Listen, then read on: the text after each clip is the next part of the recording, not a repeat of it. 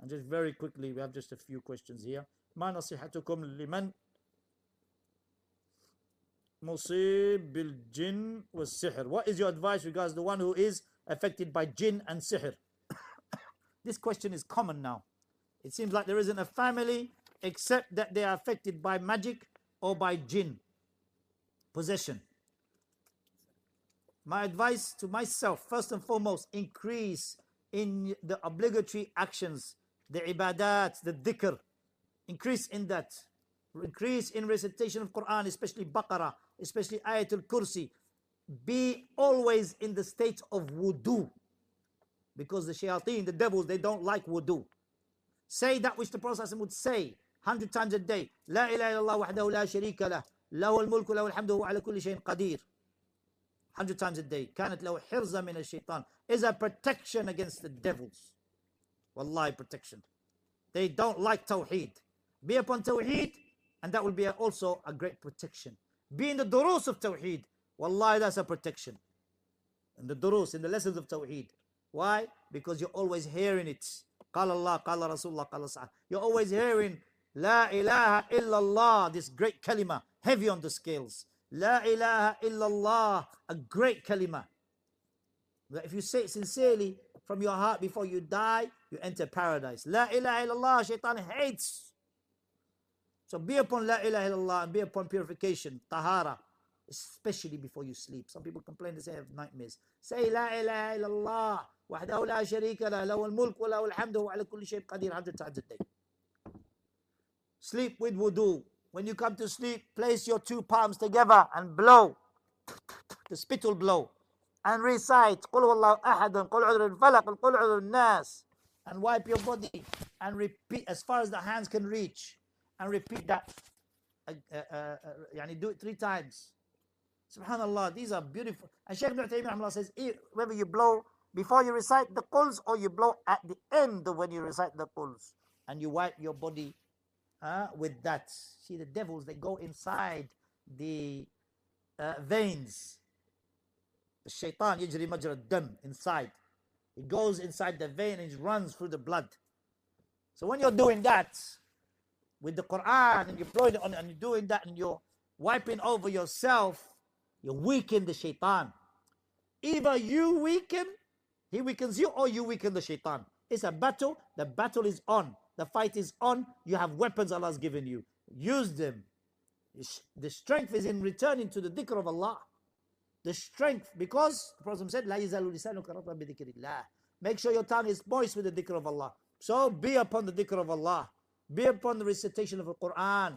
Be upon the adhkar al-masa wa adhkar al-sabah. أعوذ بكلمات الله التامات من شر ما خلق. In the evening 3 times.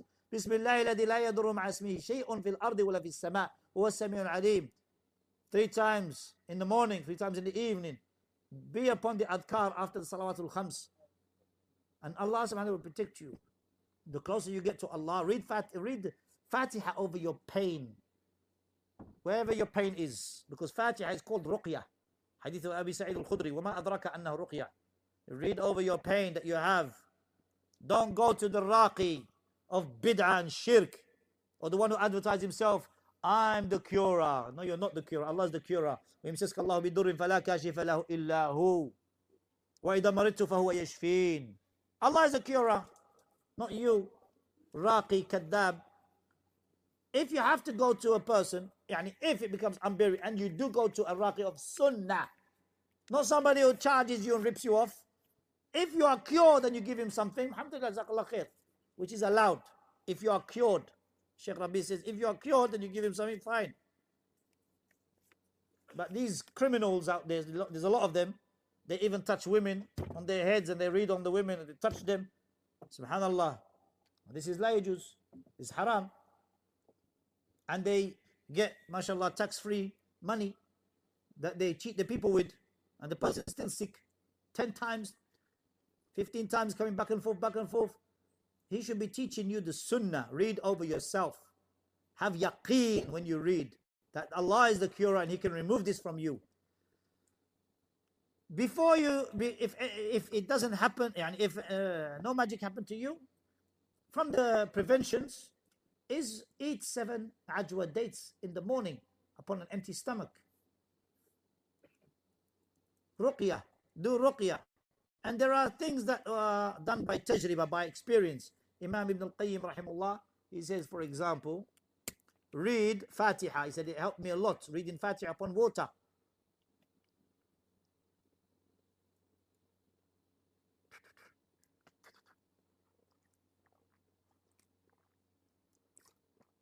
Read on the water you drink every day.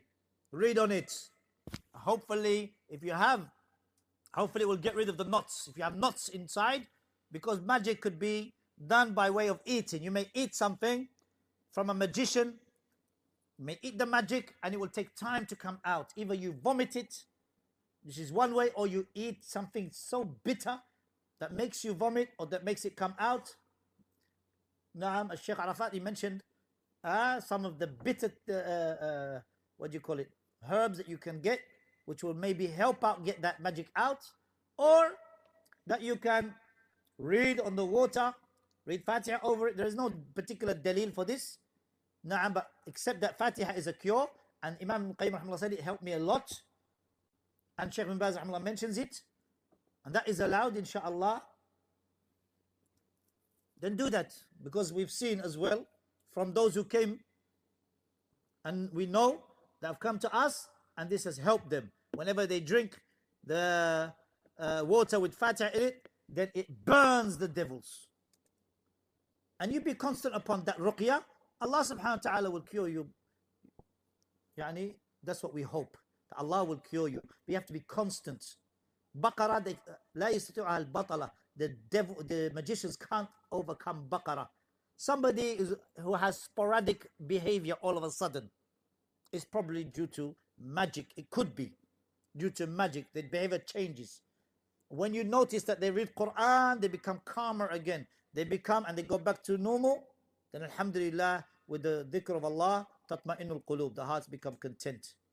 And then sometimes what happens is the magicians, they renew the magic. After a year or after some time, they renew it, and then it comes back again. And the person is overcome by jinn or some devils, the evil jinn. They overcome them to the extent that they can even make them harm themselves, kill themselves, harm themselves. Nasallahu salama. So this matter is serious. It's not a joke. You holding on to your deen, wallahi, it is ni'mah, it's a blessing from Allah subhanahu wa ta'ala to protect you from these devils. They don't like cleanliness. Be upon wudu always. They like dirty places. They like filthy things. And these magicians, you'll find them praying to these devils naked. You find them doing evil things. As we asked one who was affected with magic, he said, we asked him, what did you see from the wife that did magic on him? He said, one of the things I saw is that she, when she was a magician, she was praying naked. Nasallahu salama. So these devils, they want to harm you. And they do evil, filthy things in order to overcome you. But they will never be able to overcome you if Allah wills. And you return to the dhikr of Allah, and you return to the sunnah of the Messenger ﷺ, and be warned of these criminal raqis who go out there lying to the people for a miserable gain of the dunya. And some of them, they will read on water. The water costs 30p, or actually it's £1, say. It's gone up, isn't it? £1, and they say, no, because I read over it, it's £2. So it makes a profit of £1, say, tax-free. So don't listen to these individuals. Be careful. Why don't you read Fatiha on it? Why do I have to give it from a... You yourself, protect yourself from these criminal liars that lie. And if he's a person of sunnah, then they will be doing things of the sunnah, not lying to you.